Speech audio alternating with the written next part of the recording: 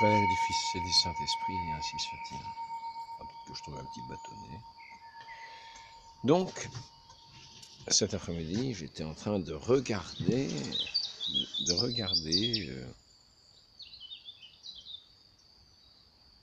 moi je passais à Rennes, je vois un magasin de peinture. Mais je me suis intéressé à regarder des miniatures qui étaient faites et qui étaient très bien faites, et des gravures aussi, en particulier sur la ville de Rennes. Donc j'appréciais bien ce beau travail qui était fait. Je suis entré dans le magasin. L'expression de ce que j'ai dit, je ne m'en souviens pas du mot à mot, mais je voulais montrer combien j'appréciais ces peintures qui étaient exposées. Et la dame qui était en face me dit, on ne peut pas dire, on peut dire qu'on aime, qu'on trouve beau, qu'on aime. On ne peut pas dire que c'est beau. On ne peut pas dire que c'est beau, qu'une chose est bien. On ne peut pas dire que c'est bien. On ne peut pas dire que c'est bien. Bon. Ça fait partie de ces banalités qui sont comme des règles de pensée qui circulent dans les esprits, comme quasiment des axiomes mathématiques. Et si il venait à l'idée de s'en écarter, on serait regardé comme une mauvaise personne. Parce qu'on ne peut pas dire que quelque chose est bien. On ne peut pas, vous vous rendez compte? Vous ne comprenez rien, mon brave monsieur, ma brave personne, vous ne comprenez rien. On ne peut pas dire que c'est bien. Donc c'est l'objet de la réflexion de ce soir. Parce que ça semble être comme une tyrannie de la pensée. Cette chose-là semble être comme une tyrannie de la pensée. En fait, quand on parle de tyrannie de la pensée, il faut savoir que le tyran est d'abord la personne individuelle, qui veut absolument faire sa volonté, qui va imposer sa volonté. Donc c'est intéressant de voir que finalement, pour se permettre sa volonté, on interdit aux autres d'exprimer une éventuelle réalité sur laquelle on peut se tromper. Mais une réalité. C'est-à-dire qu'une chose peut être bonne, mauvaise. Cela, apparemment, cela tiendrait peut-être de ce que j'ai entendu par le passé comme une espèce qu'on fait la morale. Ça aussi, c'est l'idée des gens, on fait la morale. Donc il ne faut pas dire qu'une chose est bonne ou mauvaise. Et puis, il ne faut surtout pas faire la morale. On ne peut pas dire qu'une chose est bonne ou mauvaise, sauf qu'il ne faut quand même pas faire une mauvaise chose à quelqu'un. Parce que sinon la personne sera mécontente. Ou bien alors, peut-être la mauvaise chose sera de ne pas tenir compte de cette personne. Mais qui ne voit que dans ces propositions qui semblent des axiomes de la pensée moderne, se cache une contradiction flagrante. Dire qu'on ne peut pas dire qu'une chose est bien ou mal, ou que c'est beau ou laid, ou que, oui, que c'est bien ou mal, c'est-à-dire on peut dire qu'une chose est bonne, bien dans sa réalisation, c'est bien fait. Le travail, c'est un beau travail. Cela, on peut le reconnaître, on peut dire que c'est un beau travail. Apparemment, on peut dire qu'on trouve ce travail beau, qu'on trouve que cette chose est belle, mais on ne peut pas dire que la chose elle-même est bonne ou mauvaise. Voilà, en gros. Donc maintenant, voyons la contradiction de cette pensée, voyons la simple contradiction. Montrons que nous devenons à penser des axiomes de ce genre qui semblent à l'élémentaire de la pensée, qu'on devient des écervelés. C'est-à-dire qu'on n'est plus capable d'aligner une pensée logique, de concevoir quelque chose de logique. On voit bien qu'il y a quelque chose qui est faux. Car on ne peut pas dire qu'une chose est bonne, Pourquoi ne peut-on pas dire qu'une chose est bonne? Physiquement, peut-on le dire? Une chose est bonne, cette chose est bonne. Physiquement, on peut le dire. Donc déjà, du point de vue physique, si on a une bouche, si on a une langue, on peut dire une chose est bonne. Une chose est mauvaise. Physiquement, on peut le dire. Donc déjà du point de vue physique, la personne est contredite. Je peux dire une chose est bonne, une chose est mauvaise. Maintenant, reste à savoir le point de vue moral. C'est là que la chose est intéressante. Il n'y reste plus que le point de vue moral. On ne peut pas dire qu'une chose est bonne. Donc ce n'est pas le point de vue physique qui est concerné, puisque nous venons de voir qu'on peut le dire, du point de vue physique. C'est donc on ne peut pas moralement dire qu'une chose est bonne. Et pourquoi ne peut-on pas dire moralement qu'une chose est bonne? Parce qu'on la suppose mauvaise. Parce qu'on la sait mauvaise. Parce qu'on sait que dire qu'une chose est bonne, c'est mauvais. C'est pas qu'on dira, je pense que dire ça, c'est mauvais. Non, on vous affirme. On vous fait taire.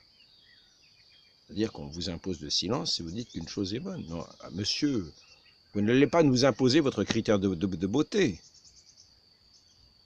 Donc, on vous fait taire sur dans votre pensée, dans votre manière de vous exprimer, en énonçant une contradiction flagrante. C'est-à-dire qu'on vous dit qu'une chose, on ne peut pas définir qu'une chose est bonne ou mauvaise, et en même temps, on vous affirme que ce que vous dites est mauvais. Et c'est pour ça que vous ne pouvez pas le dire.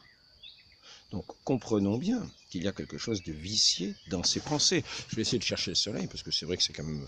Je mets la petite pause, je trouve que c'est amusant de mettre la petite pause.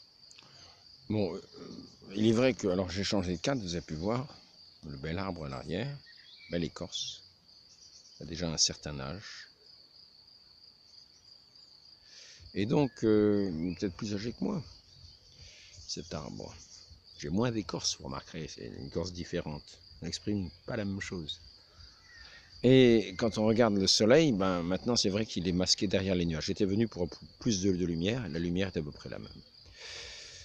Donc, je tiens simplement à montrer que des pensées ainsi, qui sont assurément, qui expriment une contradiction flagrante, qui sont un non-sens, qui sont une incohérence même, mais qui sont cependant comme des axiomes dans peut-être une forme de vivre ensemble pour permettre à chacun de vivre finalement de la manière qui lui plaît, bon ou mauvais. Et c'est là que nous voyons l'importance de cette manière de parler afin de se justifier dans tous ses comportements. Car s'il n'y a rien de mauvais, nous pouvons donc tout faire. Or,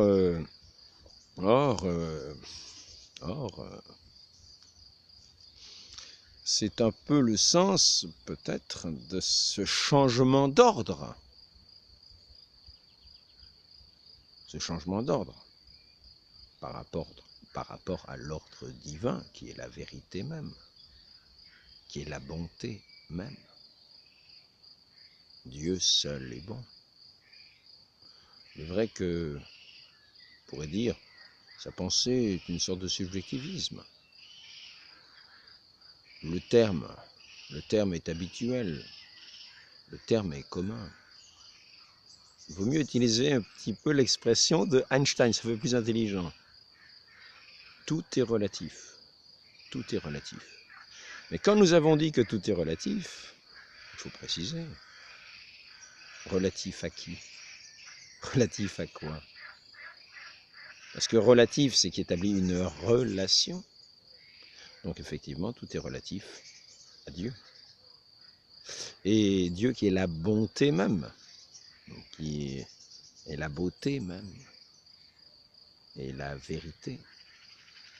C'est ainsi que ce qui exprime cette beauté, cette vérité, cette bonté, peut être dit à bon droit comme étant de bonnes choses.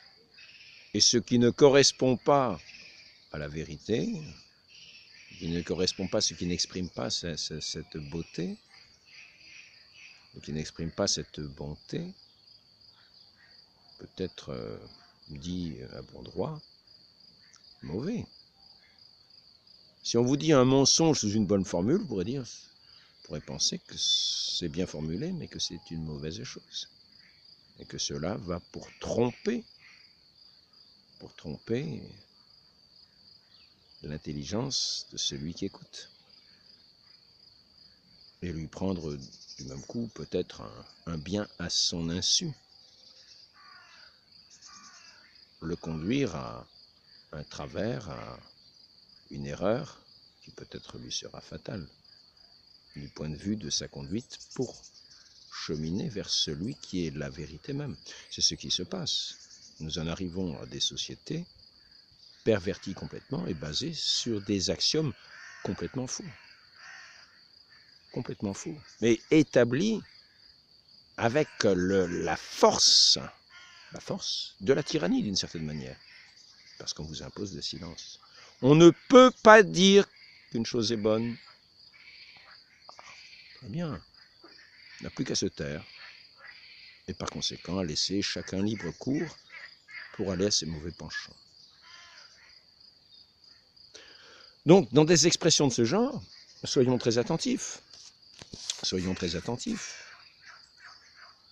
Ainsi, on ne permettra pas au pape d'avoir l'infaillibilité dans ce qui concerne le domaine des vérités de foi, car à ce moment-là, hein, bien sûr, il faudrait soumettre les esprits, il faudrait que chacun se convertisse pour être éclairé de la vérité, vivre de la vérité, se convertir. Et nous comprenons là que les volontés qui ne tiennent pas à adhérer au bien vont trouver ça un peu tyrannique, vont être gênées aux entournures. Donc il faut nier l'idée de vérité, nier l'idée de bonté.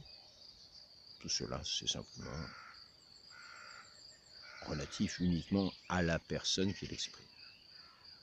C'est du pur subjectivisme. C'est du brouillard, on pourrait dire que c'est un brouillard dans les esprits, l'idée du bien, l'idée du mal, c'est une brume. Oui, mais sauf que nous voyons le contraire lorsque la personne subit le mal. À ce moment-là, elle va porter plainte à la police, parce que le mal, finalement, se trouve être un mal. Et ce n'est pas simplement qu'une chose subjective. Quand la personne éprouve un manque dans ses biens ou dans sa personne, parce qu'elle a été justement blessée gravement dans son corps, blessée gravement psychologiquement peut-être, ou bien alors tout simplement volée dans ses biens. Il est vrai que là, la personne peut-être va se souvenir qu'il y a quand même une réalité de certaines choses et qu'il faut porter plainte par rapport à le vol qui serait un mal ou le crime qui peut-être, quand ça la concerne, serait un mal.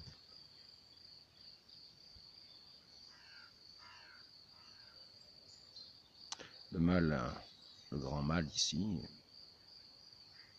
grand mal ici est évidemment de ne pas reconnaître celui dont nous recevons tout bien.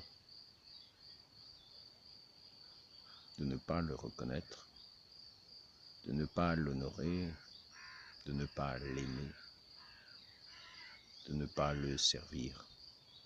Quand on aime servir celui qu'on aime.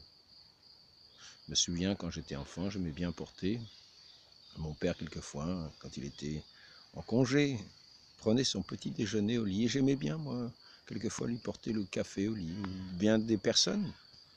Quand on est enfant, on aime bien ces mouvements du cœur, de servir, de montrer son amour par des petits gestes.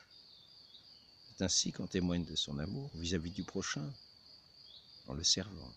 Et ainsi Dieu aussi, en le servant, en l'honorant, en le remerciant pour tous les biens qu'il nous donne, pour sa bonté infinie. pour cette vérité qu'il nous fait connaître entière dans son Fils. Donc, nous voyons que nous sommes dans des sociétés où des axiomes faux permettent de vivre faussement. C'est tout ce que je voulais dire dans cet entretien. Relevons la tête. Relevons la tête. Et regardons celui qui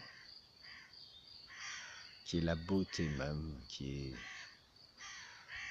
notre vie, notre tout, notre bonheur éternel.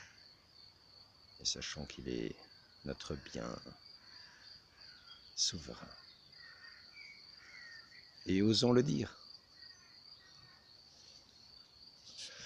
Donc, voilà, pour cette société révolutionnaire, elle se fait des axiomes sans même se rendre compte, avec sa moralité, sa morale.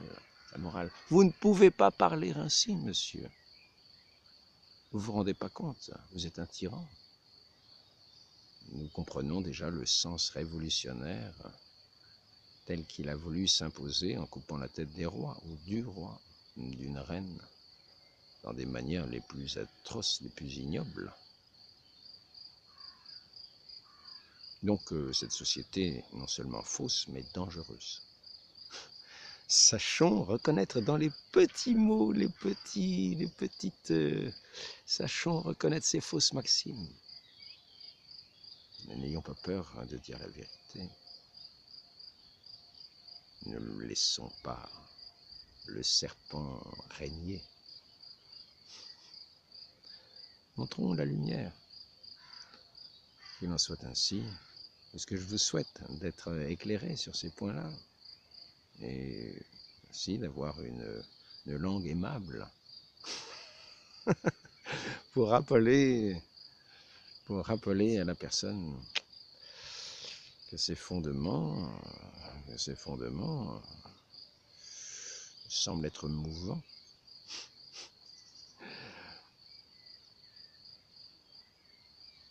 Demandons la grâce à la très sainte Vierge Marie de demeurer sur le roc solide de son Fils et de cette arche sainte que son Fils a établie, qu'est son Église. Elle a sa solidité même. Et qui fait la solidité de l'Église, c'est Dieu lui-même qui la soutient. Et l'arche du Saint-Esprit qui agit en elle. Amen.